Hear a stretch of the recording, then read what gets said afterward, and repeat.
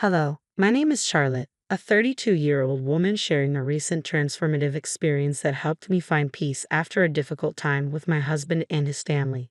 This journey began a few months ago, and while things are starting to settle, I'm still processing the emotional aftermath. By telling my story, I hope to find some healing. Rewind to 4 years ago when I took a big step in my life. I married my boyfriend, Benjamin. We met through mutual friends and spent 3 wonderful years together before deciding to marry. Benjamin was charismatic, always the life of any gathering, caring, generous, and coming from an affluent background with a successful career. His kindness felt boundless, and he loved to surprise me with thoughtful gifts. Our bond grew deeper over our shared love of travel, and my friends were genuinely happy for us. One generous gesture stood out. For my college graduation, Benjamin surprised me with a brand new laptop. I felt both grateful and slightly uncomfortable as it highlighted the financial gap between us. Benjamin, I'm just a student, I'd say, trying to broach the subject.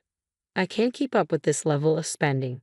Let's at least split some costs. But he would just smile, shrugging off my concerns, assuring me that it was normal for him to spoil me just as his friends did with their partners. Eventually, I accepted his gestures, though I always contributed however I could.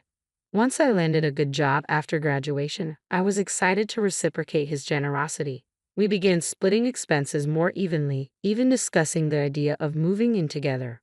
One day, Benjamin suggested, "Why don't you move in with me? I inherited my grandfather's house, so there's no rent. We can share the other costs to keep things fair." Although I was a bit hesitant, he convinced me it would be best for both of us. With that, we started a new chapter together, balancing our finances in a way that reflected our different income levels. Then came the moment to meet Benjamin's family, who lived far from us. Because of his work commitments, I found myself hosting his family alone. Before their visit, Benjamin warned me they could be judgmental but didn't offer much detail, only advising me to smile and not to take any hurtful comments personally. Hoping for a pleasant encounter, I prepared for their arrival. But from the moment his parents and sister walked through the door, the atmosphere felt tense. Their disapproval became obvious, voiced openly. "So, you're the woman Benjamin's been seeing," his mother, Susan, remarked, casting a scrutinizing glance around. "I didn't expect you'd be living here.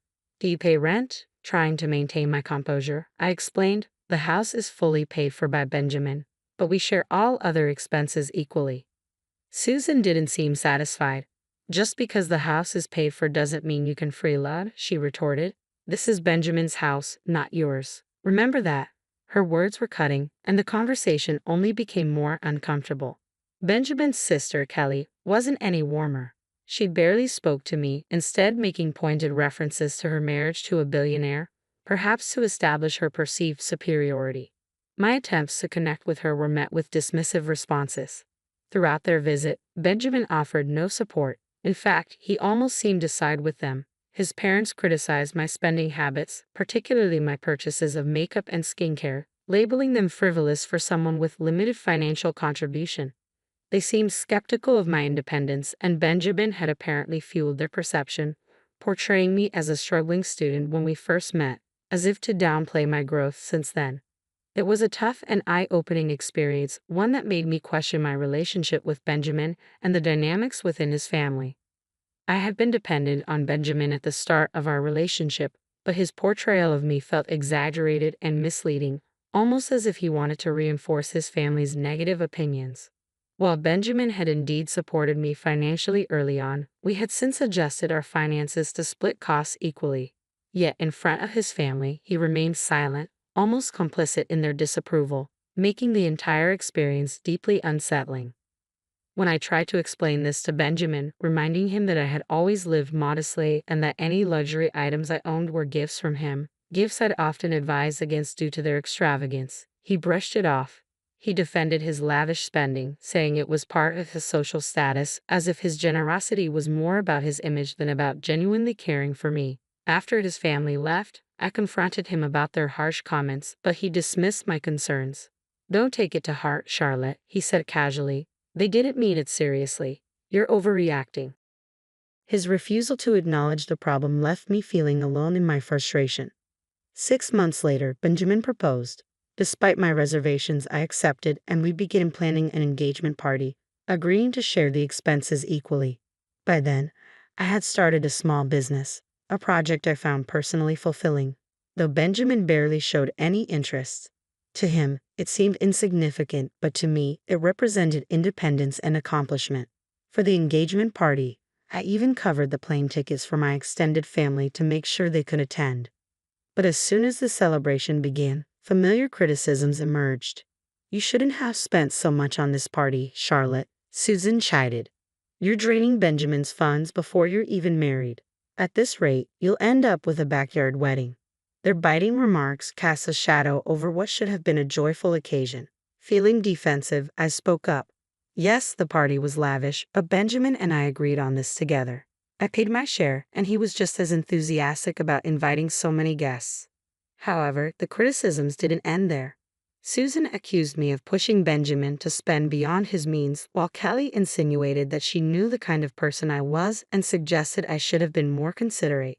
Overwhelmed, I stepped outside for air, only to overhear Kelly and her husband, Mason, mocking me. It felt as though my engagement party was unraveling, and Benjamin, oblivious to the cruelty of his family, did nothing to defend me. As I looked back at the scene, I realized how isolated I felt in my own celebration, wondering if Benjamin's silence and his family's judgment were signs of a larger issue I had overlooked. I found myself unemployed, which painted me as dependent rather than the self-sufficient woman I truly was. My mother, who had raised me single-handedly and understood the importance of financial independence, noticed my growing distress.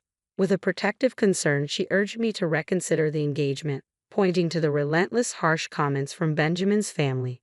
After the engagement party, I decided to confront Benjamin about everything that had transpired. He dismissed my worries, insisting that his family was just joking and assuring me that financial issues were irrelevant because he loved me.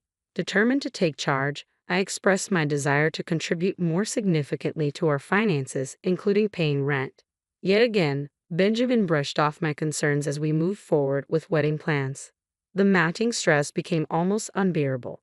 Benjamin's parents were relentless, criticizing every decision I made and accusing me of putting financial strain on their son.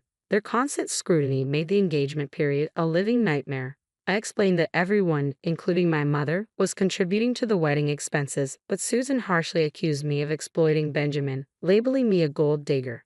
Determined to defend myself, I approached Arthur, Benjamin's father. "Arthur, I'm not asking for any financial help. We can fully finance the wedding ourselves," I assured him. Despite my efforts to clarify, Kelly continued her sharp critiques, especially targeting the cost of my wedding dress and makeup. This entire experience underscored the stark differences between my values and Benjamin's family's expectations, forcing me to deeply reconsider our future together. Even though I carefully explained that my mother had covered many of the wedding expenses, the ceremony itself went smoothly. However, the reception was tainted by Susan and Arthur's relentless criticisms. They accused me of mismanaging their son's finances, completely disregarding my attempts to explain and defend my actions. Their unwavering determination to tarnish my reputation left me feeling powerless. Choosing peace over confrontation, I remained silent, refusing to let their negativity ruin our special day. A few months after the wedding, Benjamin received a significant promotion at work. Eager to celebrate his achievement, he planned a grand family dinner, and I was excited to make the occasion even more memorable. I volunteered to cover the entire event, expressing to Benjamin how proud I was and my desire to create a perfect evening for him. I explained that my business was thriving and that I had access to resources from a trust fund set up by my maternal grandfather. With great care and attention to detail, I organized the dinner, hoping to showcase my support and love. However, when Benjamin's family arrived, it was immediately clear they were displeased. Their disapproval was palpable, even as other guests reacted positively to the celebration. When it came time for speeches, Susan took the floor with a commanding presence. "Thank you all for joining us to celebrate my son's promotion," she began. "He's worked hard and deserves every bit of his success. Unfortunately, it seems his luck doesn't extend to his choice in partners. It's quite sad that he has tied himself to someone who many would label a gold digger." Her words hung heavily in the air, instantly shifting the atmosphere from joyous to tense. The discomfort was unmistakable, and I could feel the eyes of the guests on me, judging and whispering. Despite the hurtful remarks, I maintained my composure, refusing to let their negativity overshadow the celebration. Benjamin, however, seemed oblivious to the animosity directed my way, further highlighting the disconnect between us and his family. As the evening progressed, the tension remained thick, making it clear that Benjamin's family's disapproval was far from over. Their harsh judgments and unfounded accusations continued to cast a shadow over what should have been a proud and happy moment. This relentless negativity forced me to confront the reality of my relationship with Benjamin and the challenges that lay ahead in navigating his family's hostility. The weight of Susan's words hit hard, yet I stayed composed, choosing silence over reaction as she continued. Had he seen her true nature sooner, she said, her voice dripping with disdain, perhaps he wouldn't be burdened by her excessive lifestyle. She swept her gaze around the room, her message clear and cutting. From the engagement to this dinner, it's obvious to everyone that his wife's extravagance has been nothing but a drain. Despite the sharpness of her critique, I remained calm, knowing that responding would only seem to validate her baseless claims. Then, with a smug satisfaction, Susan added, "Fortunately, we had the foresight to ensure Charlotte signed a prenuptial agreement. At least some of his assets are safeguarded." She sighed with mock relief. "It's a blessing that my son chose someone who can, at the very least, maintain the facade of a trophy wife." To my shock, Benjamin didn't refute her words. Instead, he nodded along. "I can barely spend on myself anymore," he complained, casting a regretful look my way. "Maybe I made a mistake." Hurt and stunned, I finally spoke. "Do you really think I'm a gold digger?" I asked, my voice steady but laced with hurt. Benjamin's response was biting. "Your lifestyle," he said coldly, "has been damaging to my bank account." Taking a deep breath, I decided to confront the accusation directly. "Since everyone here seems to believe that I'm a gold digger, maybe I should show you my bank balance," I declared. "I'm financially independent, and I don't need anyone's money." My statement was met with silence and disbelief, but I continued. Susan's gaze narrowed. "Did you steal my son's money?" she accused. To my shock, Benjamin added, "She must have taken it somehow." Holding my composure, I replied, "I don't need to steal from your son. I earn my own income, and I recently accessed a trust fund left by my grandfather. I was planning to use it to buy us a bigger house as a surprise, but under these circumstances, that seems unnecessary now." Benjamin looked at me, missing the tension entirely. "We could still get the house. It would be a wonderful gift." But I was resolute. "This is not happening," I said firmly. "Your family has insulted me for too long, and you've never once defended me. You've let these false assumptions continue." Benjamin brushed it off, claiming, "You're overreacting." But this time, I have finally reached my limit. I knew I couldn't ignore it any longer. "No, I'm not overreacting," I said, breaking the silence. "Everyone here knows exactly what your family has been saying about me." The room fell quiet, the weight of my words hanging heavily. This was the moment I made it clear. I could no longer tolerate the continuous lack of support and respect from Benjamin and his family. In that moment, surrounded by a sea of guests at our engagement party, the accumulated weight of years of disrespect finally broke me. I reached my breaking point, realizing that I couldn't endure the toxic environment that had tainted my relationship with Benjamin any longer. With unwavering clarity and determination, I turned to him and said, "I want a divorce." As Benjamin stumbled over words of protest, my mother stepped in firmly. "You've never defended my daughter," she stated, her voice calm and resolute. "It's time she leaves this toxic relationship for good." Without another word, we left the party, the murmur of shocked guests behind us. My decision was final. My mother's unwavering support closed this painful chapter in my life. That night, I returned to our shared home, packed my belongings, and ignored Benjamin's calls. I muted my phone and sought refuge at my mother's house. The very next day, I contacted my cousin, a lawyer, to begin the divorce proceedings. With a prenuptial agreement already in place, I knew it would be a straightforward process that would safeguard my assets. But things escalated when Benjamin and his family showed up at my mother's doorstep, demanding to speak with me. My mother, ever the pillar of strength, instructed them firmly to leave. Meanwhile, Benjamin's messages swung wildly between tearful apologies and unsettling threats, all of which I documented. If necessary, I was prepared to seek a restraining order. At one point, he even tried to confront me at my office, but security escorted him out after I alerted them. This incident only reinforced my resolve. I decided to step away not just from my relationship but also from my job. My thriving business meant I no longer needed the position, and I was ready to prioritize peace and dignity over wealth. I handed in my resignation that day, determined to move forward. A week later, I served the divorce papers to Benjamin at his workplace, only to learn that he'd already heard about my resignation. Former colleagues informed me that he continued to reach out, sending flowers and gifts to my mother's house. But I remained resolute, fully committed to starting anew. With my mother's unwavering support, I found a new refuge, a quiet home in a neighboring state where I could start fresh, free from the shadows of my past. As I awaited the finalization of the divorce, the judge expedited the proceedings thanks to our clear prenuptial agreement.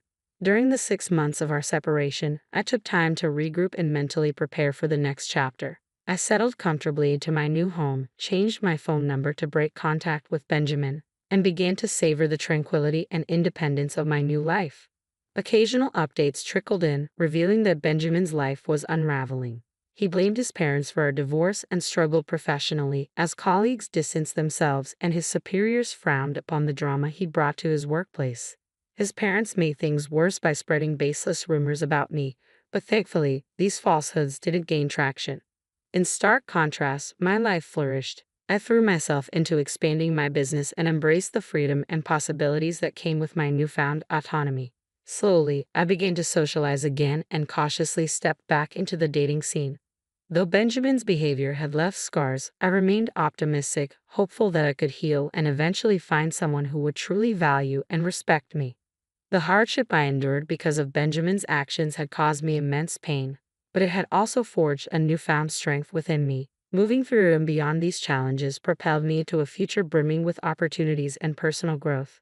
I now look forward to what lies ahead, confident in my resilience and clear on what I want in relationships and in life itself.